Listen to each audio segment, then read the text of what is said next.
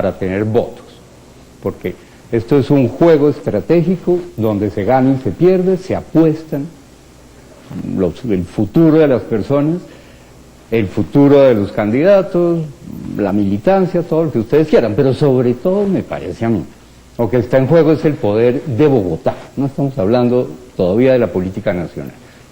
Entonces, el segundo tema básico es tener voluntad de poder, no solo opción, sino tener ganas de llegar al poder.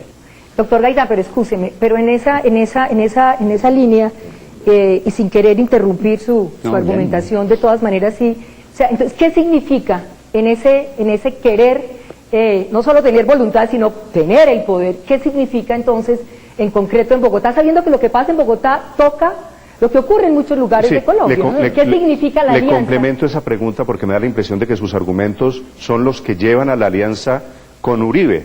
Hay que llegar al poder, tenemos voluntad de poder y tenemos que ganar las elecciones como sea.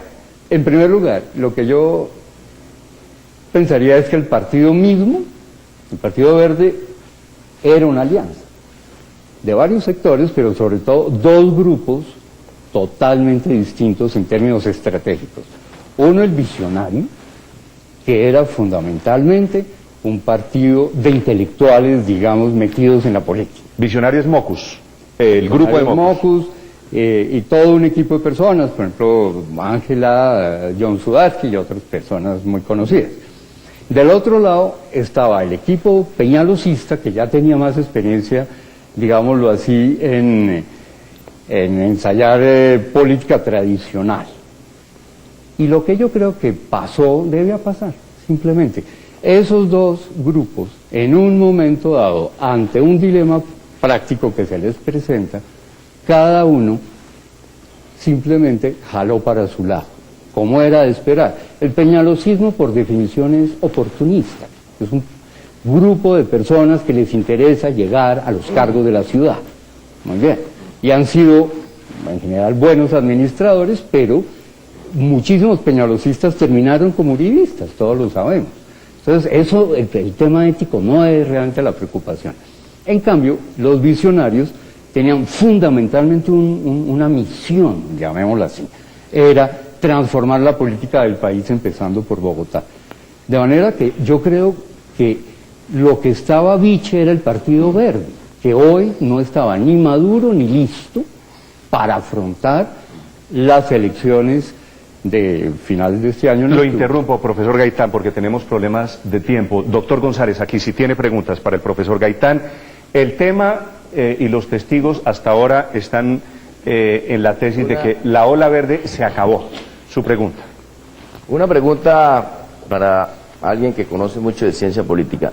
Digamos, ¿cuál puede ser el límite? A ver, teniendo en cuenta que las alianzas, digamos, para este caso son alianzas transitorias, coyunturales, para un periodo específico, gobernar una ciudad 4 años, con partidos diferentes al propio, por supuesto. Digamos, ¿cuál puede ser el límite en un momento dado de esas alianzas? Para no ponerlo entre éticos y no éticos, entre buenos y malos. ¿Cuál puede ser el límite para esas alianzas? ¿Y cómo históricamente se han configurado, ¿no? Sí, buena pregunta. Yo creo que las alianzas tienen dos límites. Uno, cuando se habla de principios, esos principios tienen que ser compartidos. La doctora Ángela María decía, no podemos compartir los principios de Álvaro Uribe, de manera que no podemos trabajar. Hay un límite que sí es ético, pero además, digamos, de visión histórica. El Partido Verde tenía posiblemente proyección hacia muchos años hacia adelante. No tenía afán de ganar las elecciones de este año. Yo creo en eso. Debería haberse consolidado, madurado y fortalecido. Dejar entrar un elefante de ese tamaño, un partido bichi que está apenas empezando, pues es una irresponsabilidad de los mismos dirigentes del partido.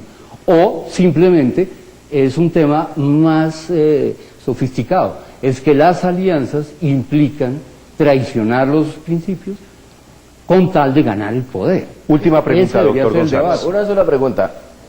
¿Usted no cree que el manejo equivocado de la política de alianzas fue algo que nos llevó a fracasar en el anterior debate electoral para la presidencia de la República? Esa es una lección que había que sacar. Yo no estoy seguro si fueron las alianzas, sino si fue el candidato mismo que se desinfló.